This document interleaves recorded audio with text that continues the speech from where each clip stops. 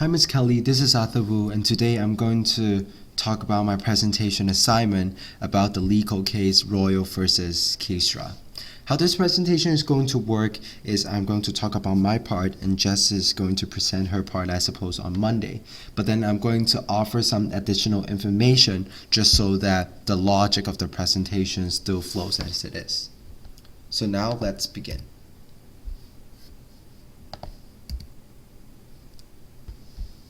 The key legal issue of this case, it's between the Constitution Section 1 and 2B and the Criminal Code 281.2 bracket 2, which majorly deals with the limit of freedom of expression.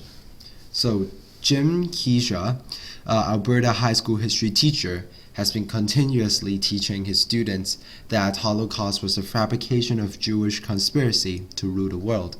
He also used power-hungry, subversive, and money-loving to describe these Jewish people. And more importantly, he also believes that he's one of the few chosen individuals who is aware of this conspiracy. So it is his right and responsibility, more importantly, that he has to teach his students these concepts just so that this idea will spread and he'll be the person who make known of this particular concept.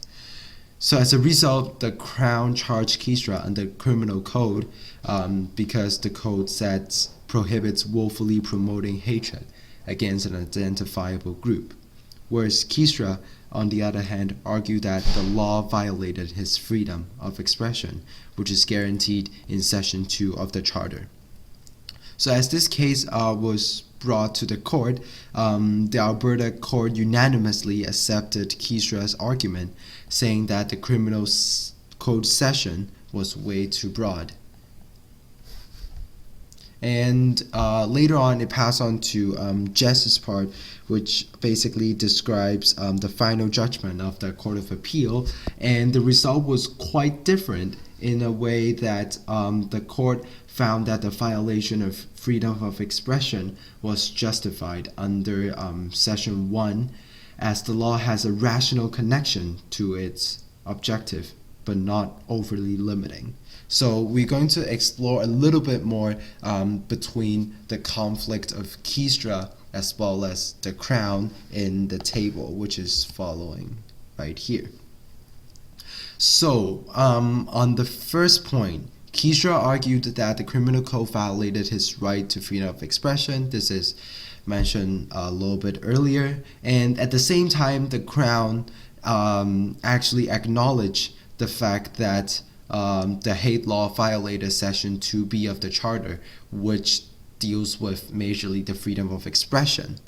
But then Kisra's believed that nothing from the Charter may override his rights to freedom of expression, and the Crown, or perhaps the final judgment, is different from what Kisra believes, in a way that Section 1 of the Canadian Charter of Rights and Freedoms guarantees that the rights and freedoms set out, especially like in this case, freedom of expression, has its own reasonable limits, and recognizing the fact that Canada is a multicultural society. This is also listed in Section 27 of the Constitution. Then we should acknowledge the reasonable limits of freedom of expression, not to offend perhaps other races or people with other cultures, etc., etc.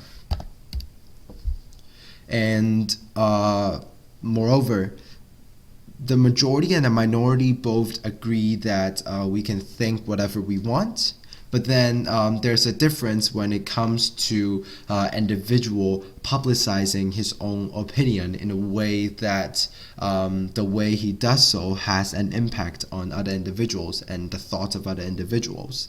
So that's why the majority, which is the judge's decision, believe that law may prevent us from expressing these views when it exceeds the reasonable limit in a way that that would create a negative impact on other people. Whereas the minority believe that we are just free to say whatever we want.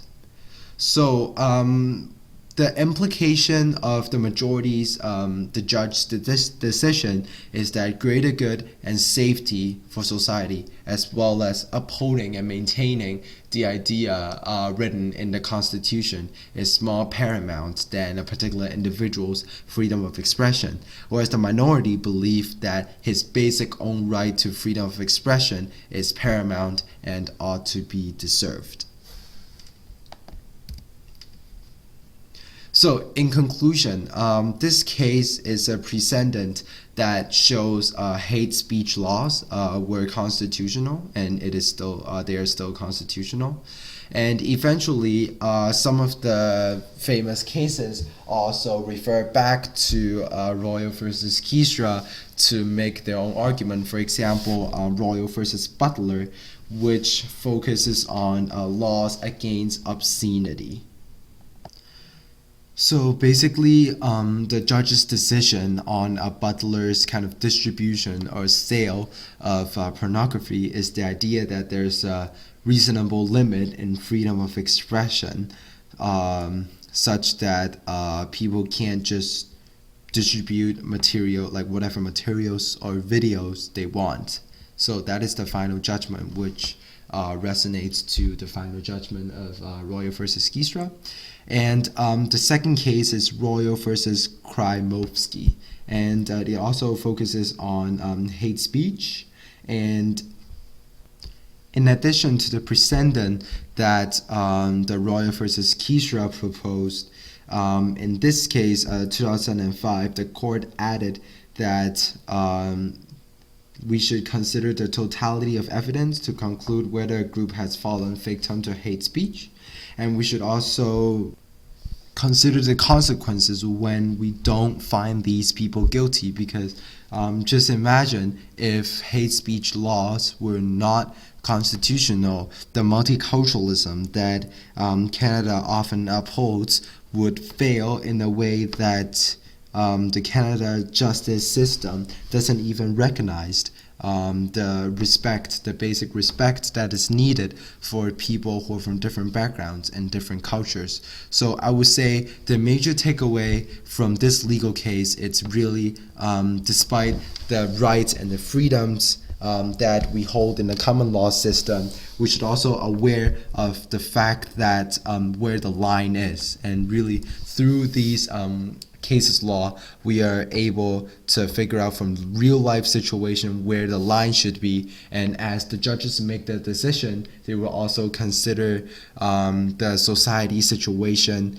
at that particular time, and also make a judgment and make a clear definition on where the line holds. So this is the end of my presentation, and hope you enjoy. Thank you.